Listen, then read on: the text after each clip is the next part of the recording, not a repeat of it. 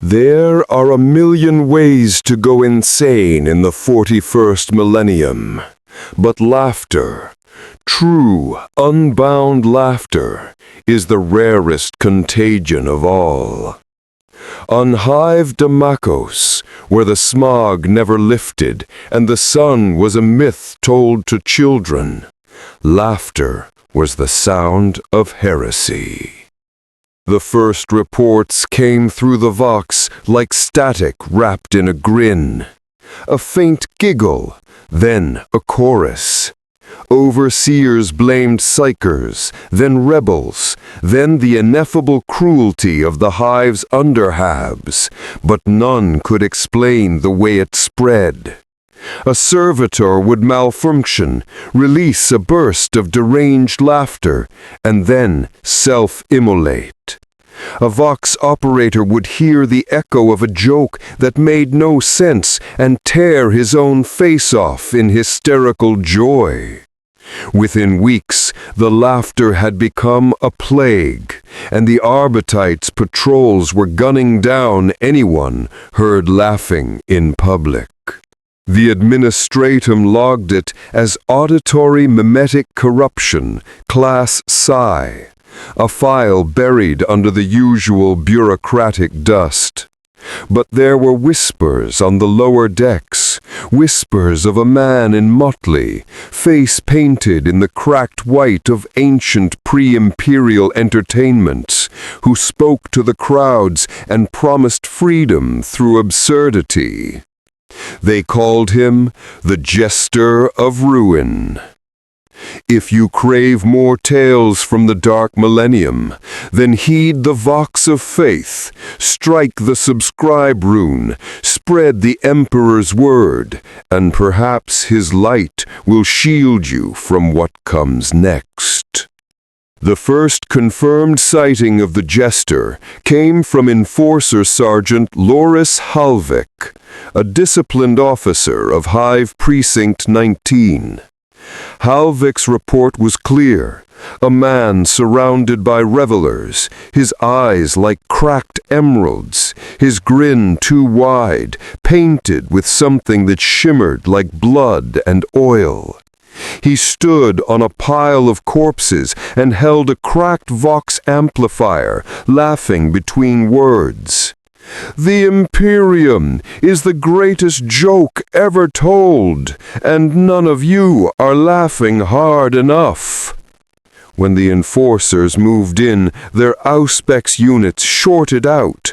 The vox captured only static and the sound of someone clapping slowly, mockingly. Halvik's team disappeared. Every one of them found 2 days later, lined against a wall, their faces carved into a permanent grin. Magos exorcists declared it a minor warp incursion, a psychogenic laughter field. They didn't realize that the field was growing. The laughter had a pattern, a pulse, a warp signature. Somewhere in the endless neural soup of the Hive's data vaults, something was feeding on the attention, the madness, the joy. Beneath the manufactorums, the Jester's followers gathered. They painted their faces in ash and chemlight residue, their laughter echoing off rusted steel. They spoke in rhymes and riddles, reciting fragments of old Terran comedies twisted by the warp's influence. Every performance ended with a sacrifice, blood spilled in the shape of a smile. One witness, a sanctioned psyker, survived long enough to describe what she saw before being silenced by the Inquisition. Her report remained sealed, but fragments leaked. "The laughter had weight. I saw it bend reality. His jokes tore holes in sanity. There were eyes, too many eyes laughing with him." The psyker's corpse was found days later, her throat opened in the shape of a smile. In orbit above Hive Damakos, the astropathic choir began to convulse. A signal pulsed through their minds, a rhythm of manic laughter transcribed in binary shrieks. Imperial records mark it as the first warp storm manifestation tied to emotional contagion. Something had learned how to weaponize laughter. It wasn't just heresy anymore. It was evolution.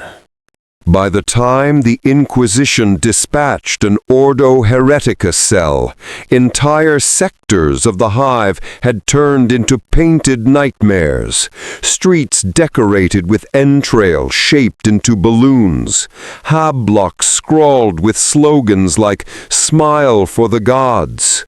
Vox units played endless loops of giggling sermons. And beneath it all, the jester's voice echoed through the hive's machine spirits. "Why so serious, my dear Imperium? The universe is dying. You might as well die laughing." For the first time in recorded history, a chaos cult was spreading not through fear or rage, but through joy. By the time the Inquisition's vessel, the Oath of Dissent, broke through the choking storms above Demikos, the hive's vox traffic had devolved into a cacophony of shrieks and hysterical applause. Every frequency carried it, the same looping laughter, punctuated by warped carnival music and guttural chanting in tongues not meant for mortal throats. Inquisitor Dareth Voss watched the vidfeeds in silence. His eyes were those of a man who had seen worlds burn and souls unspooled under daimonic touch. Yet even he flinched when the laughter began echoing through the ship's corridors, faint, impossible, carried by the very air recyclers. "Seal the Vox relays. Purge any channel broadcasting below 40 kilohertz. If it laughs, it dies." His retinue obeyed without hesitation. A stormtrooper squad, a silent Sister Repentia, a sanctioned psyker whose eyes wept constantly, and a tech priest whose vox speech now stuttered with static interference. Competence defined them. They were hunters of heresy, precise and unyielding. But competence meant little when reality itself was starting to joke back. As the shuttle descended into Hive Demikos' upper spires, they saw the scale of corruption. Billboards once bearing imperial propaganda now flashed images of the Aquila replaced with crude smiling faces. Streets were smeared with luminescent paint that spelled words like "Happiness is heresy" and "The gods are laughing." Civilians danced in the sludge, faces painted white and purple with industrial dyes, giggling as they burned incense of unknown origin. When Voss's team landed, the psyker immediately convulsed. "He's here," she whispered, voice trembling. "His mirth touches the warp like a—" She began laughing, not softly, but hysterically, gasping between giggles as blood leaked from her eyes. The sister moved swiftly, driving her eviscerator blade through the psyker's heart before the contagion could spread. Voss didn't flinch.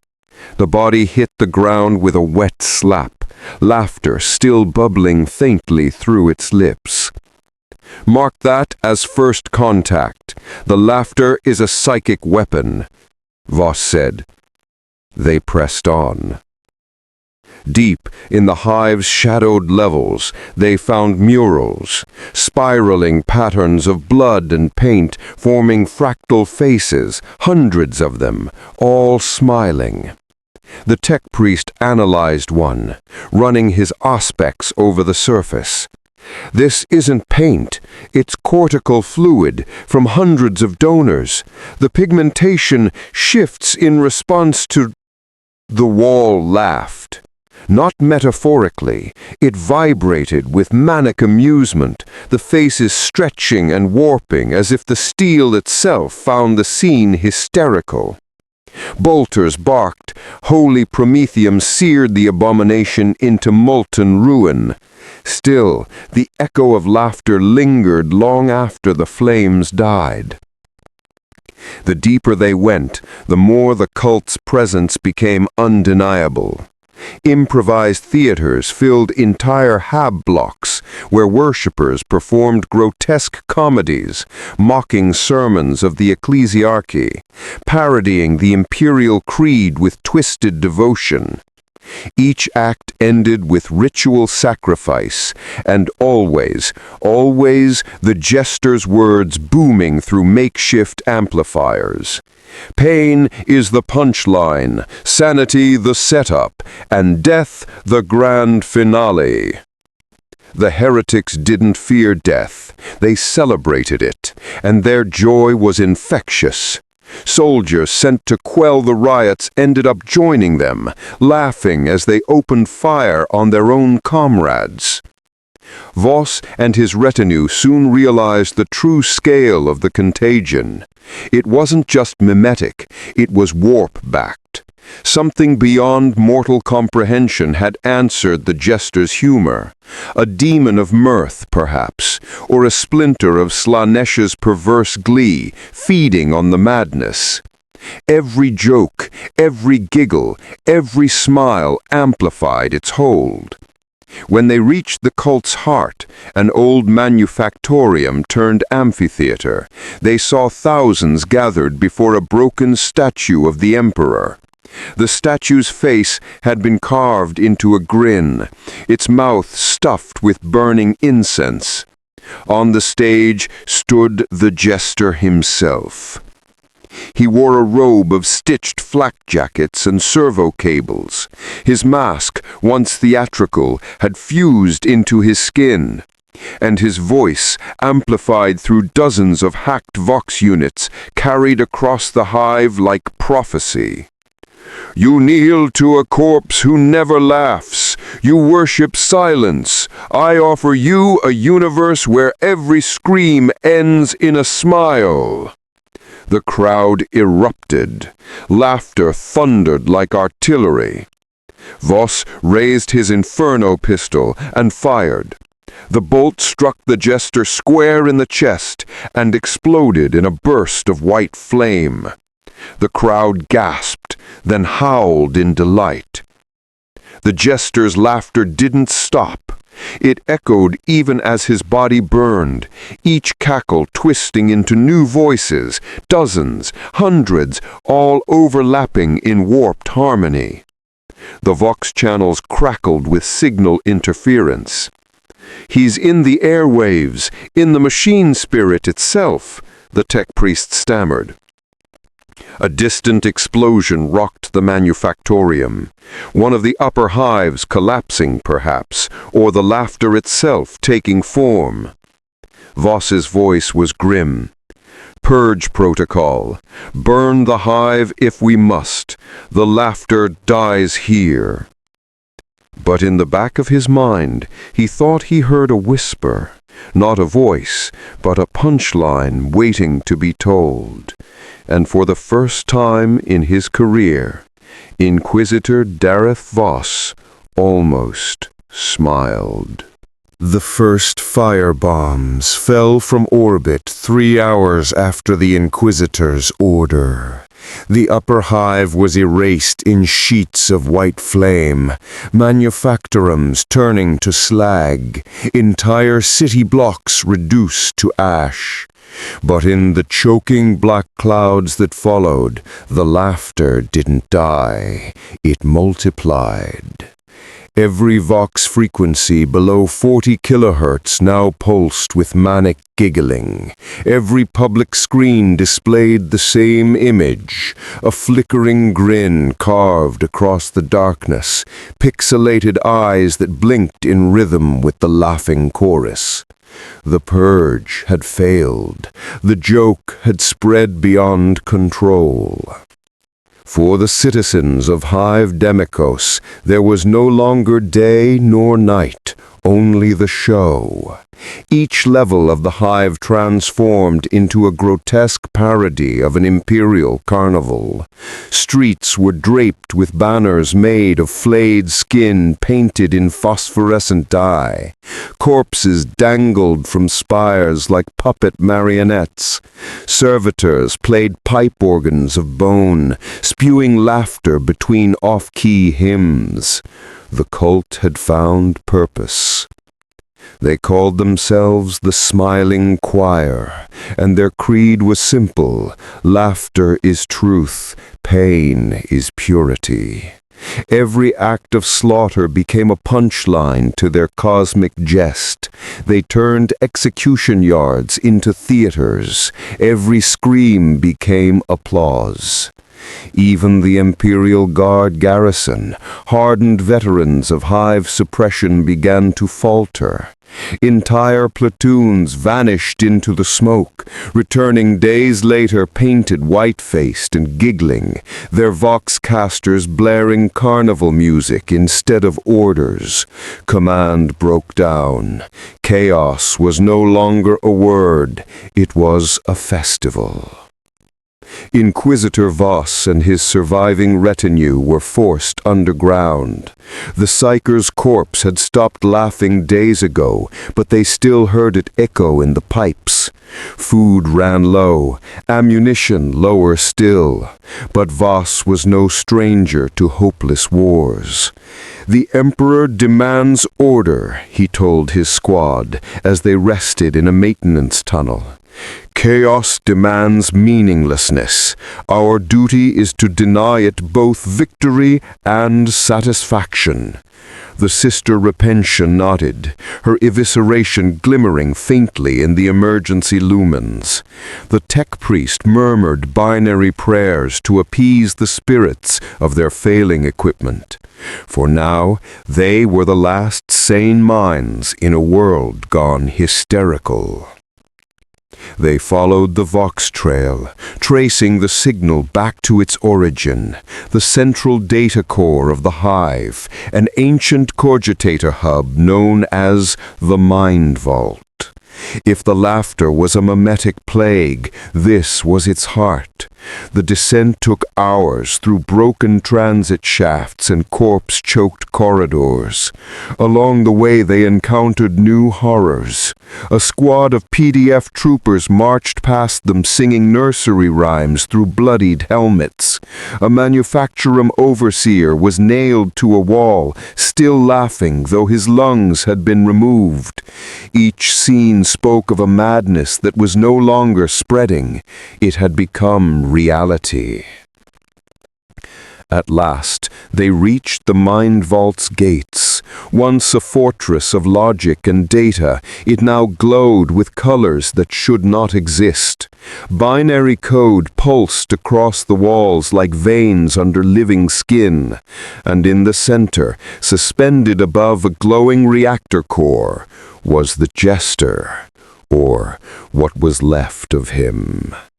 His body was broken and reformed, bones replaced with steel filaments, flesh stretched into grotesque shapes by the warp's energy. His grin had become a literal wound splitting his face. Around him floated hundreds of hollow projectors, each displaying a version of his visage, each laughing in a different pitch and tone. The tech priest fell to his knees.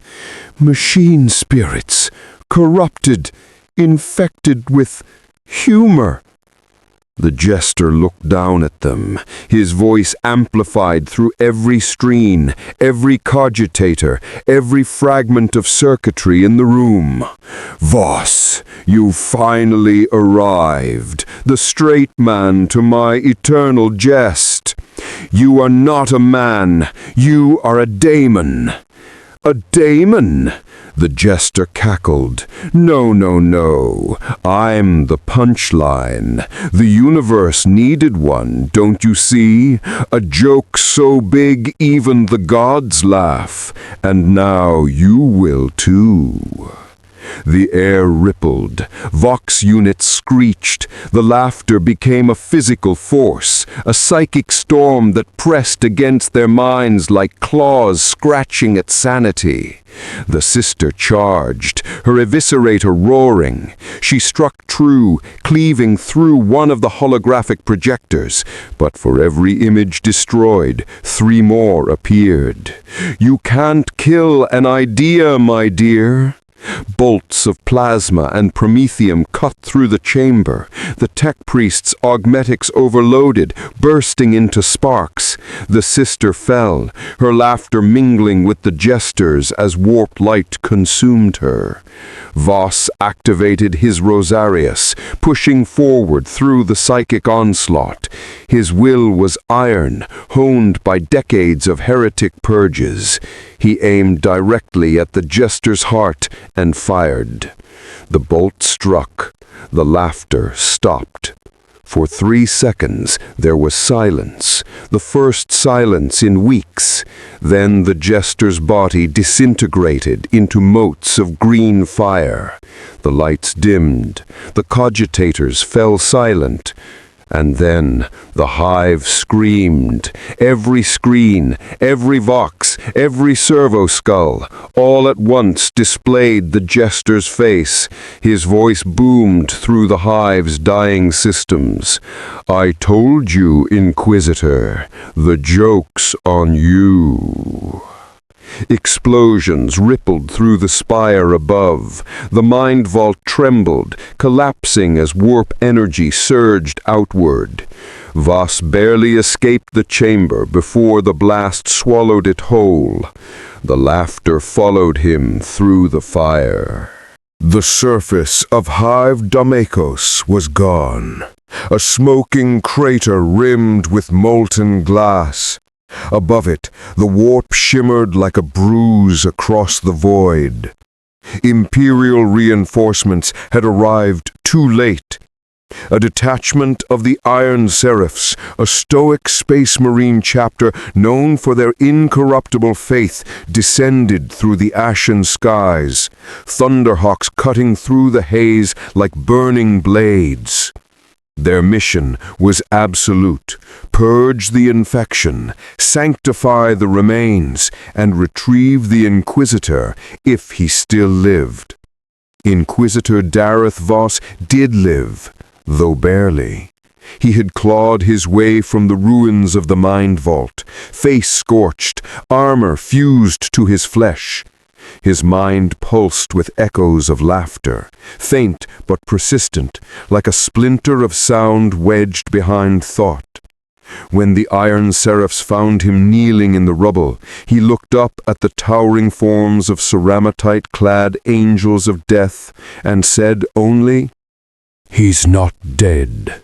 The joke lives on."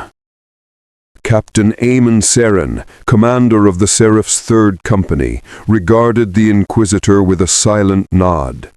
He had seen worse, or so he thought. But when the psi augurs began to malfunction, and his voxlink filled with distant chuckling, even a veteran of 10 crusades felt unease. "He's not dead. The joke lives on. Purge pattern Gamma. We burn everything, even the ashes." The Iron Seraphs descended into the wreckage, methodical and merciless. Their bolters barked, cutting down clusters of survivors whose grins split their cheeks to the bone. Flamers roared, sanctifying streets where laughter still echoed through the pipes. They were professionals, competence incarnate, moving through hell with calm precision. And yet, for every heretic they burned, 2 more seemed to appear, crawling from the smoke, faces painted, smiling in death. Voss followed in silence, his eyes scanning the shifting shadows. The warp storm above was growing, crackling with energy that pulsed in rhythm, a mocking heartbeat. Then came the first true sign of damnation. At the heart of the ruins, the Iron Seraphs discovered a massive amphitheater carved from the hive's bones. Thousands of bodies filled its seats, burnt, mutilated, all arranged as though watching a show. And on the cracked stage below, a single holo emitter flickered weakly, replaying the Joker's final words in a loop. "The joke's on you, the joke's on you." Tech Marine Brother Irius approached to deactivate it. His servo arm extended, but as he touched the machine, his armor's auspex began to laugh. Digital laughter, harsh and rising, bled through his vox grill. His brothers turned, weapons raised. "Irius?" the captain asked. Tech Marine's voice was a blend of binary static and manic glee. "He's in the code. The machine spirits are telling jokes." Then the ground split open. What emerged was not flesh nor machine, but both. A whirling construct of cables, teeth, and mirrored masks, a demon born from data, its form ever-changing, each reflection showing a different smiling face. The Joker's laughter poured from its maw like fire. "Can't you see it, my angels? You're the punchline now." The Iron Seraphs opened fire, disciplined volleys tearing chunks of molten metal and warped flesh from the creature. But it reformed, each wound reshaping into another grin. The demon fed on emotion, the strain, the frustration, the grim determination of its enemies, and it laughed harder. Voss raised his rosarius, chanting the litany of unmaking. The relic flared with golden light, searing through the warp's interference. The creature recoiled, its faces flickering. "Captain," Voss shouted, "it's bound to the hive's noospheric net. Destroy the data cores." Saren nodded once. "Seraphs, burn the heart!" The Marines unleashed holy devastation. Plasma cannons incinerated the amphitheater. Melta charges detonated in sacred unison. And the sky itself split as orbital bombardment screamed down like divine wrath. The demon shrieked, thousands of voices, one unending laugh, as its form dissolved into code and ash. For a moment, silence reigned. The warp storm above began to wane. But then, across every vox channel, a whisper. "You think you've won? You've only set the stage." The hollow emitters flared one last time, displaying a single image, the Joker's face, now marked with the 8-pointed star of chaos, his grin wider, his eyes brighter. Then everything went black. When the light returned, the amphitheater was gone, and with it 3 full squads of Iron Seraphs. Only their laughter remained, echoing faintly through the scorched ruins. Voss and Captain Saren stood amid the devastation, armor cracked and bloodied. Neither spoke. There was nothing left to say. Above them the warp shimmered, not with fury, but amusement. And somewhere beyond mortal hearing, a god laughed. When the warp storm finally receded, Hive Damekos no longer existed on Imperial star charts. What remained was a crater, veiled in shimmering distortion, a wound in both rock and reality. From orbit, it appeared as an eye that would not close. The Iron Seraphs withdrew in silence. Of the 3 companies deployed, less than 40 battle brothers survived. Captain Seren ordered a full quarantine, placing the system under exterminatus watch. But before the orbital bombardment could commence, Inquisitor Dareth Voss invoked his authority. "No, not yet. There's something still breathing down there." His tone was absolute, and even angels of death obeyed the sigil of the Inquisition. Against all caution, Voss returned to the surface with a small escort, 4 Marines and a servo skull carrying Auspex relays. The hive's remains were a labyrinth of fused glass and twisted metal. The air shimmered with lingering warp residue, and every sound echoed too long, like laughter remembered. They advanced through what had most been the Mind Vault's core, now a cavernous ruin of melted data towers and scorched machinery. His Auspex flickered, static, then a signal. A Vox broadcast, faint but rhythmic. "He's in the code. He's in the code." "Origin?" asked Seren, voice steady. Voss pointed to the center of the crater. "There." They moved closer, boots crunching on glass. At the crater's heart stood something impossible. A single data terminal, perfectly intact, powered by no visible source. Across its surface scrawled lines of text written in binary and low Gothic, switching rapidly, as though the machine itself was trying to tell a joke. "Captain," Voss said, "containment perimeter. I'll handle this." Seren hesitated, then nodded. "As you command, Inquisitor." Voss approached the terminal. The moment he touched the keys, the screen flared, not with code, but with a face. His face, painted white, twisted into a smile. "Welcome back," it said, his own voice mocking him. "Did you miss the show?" Voss froze. His Rosarius flared instinctively, holy light fighting against the creeping insanity. "You are a phantom of the warp, nothing more." "Oh, but I'm your phantom, don't you see? Every time you burned them, every time you purged their laughter, you fed me. I am the joy you denied, the punchline to your devotion." The ground trembled. The Marines raised their weapons, forming a protective circle. The terminal screen split into hundreds of images, Voss laughing, Seren laughing, the sister, the tech priest, all of them grinning like lunatics. "No matter how many you kill, the joke always finds another audience." The servo skull screeched as data flooded its circuits.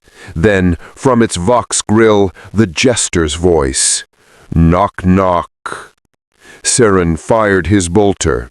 The servo skull exploded, splattering molten ceramitite and burning wires. The laughter faded, but only for a moment. Voss raised his pistol and aimed at the terminal.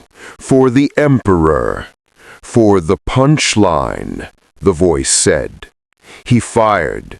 The screen shattered. The light died. The laughter stopped. For several seconds, there was nothing but the wind. Then, from the ruins beyond, came applause. Faint, echoing, real. Seren spun, bolter ready. "Contact! Multiples!" But there was nothing. Only the sound of clapping, fading into the distance. Voss stared at the smoking wreckage, eyes hollow. "It's done," he said, though his voice lacked conviction. "Mark the coordinates. Commence exterminatus." Within hours, the Iron Seraph's battle barge unleashed its payload. Cyclonic torpedoes fell like meteors, igniting the atmosphere. Domekos was erased in a single, blinding flash. The hive, the laughter, and every trace of the jester's cult reduced to cosmic ash. But deep within the warp, something stirred. Amid the endless screaming currents, a ripple of mirth passed through the Imperium. Subtle, infectious, eternal. A new entity laughed among the gods. Its name was the Comedian Eternal. And somewhere, in the machinery of a distant hive, a vox unit crackled to life, whispering words in the dark. Ladies and gentlemen, the show never ends. The laughter of Hive Domekos was silenced, but the echoes endured. Scholars of the Ordo Malleus later classified the event as a mimetic warp infestation, its origins untraceable. Some argued the jester had been a mortal psyker, possessed by a fragment of Slanesha's amusement.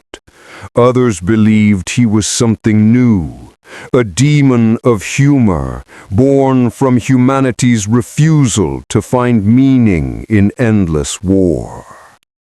Inquisitor Voss was never the same. Records show he withdrew from active service, his last transmissions filled with cryptic remarks about the great joke of existence.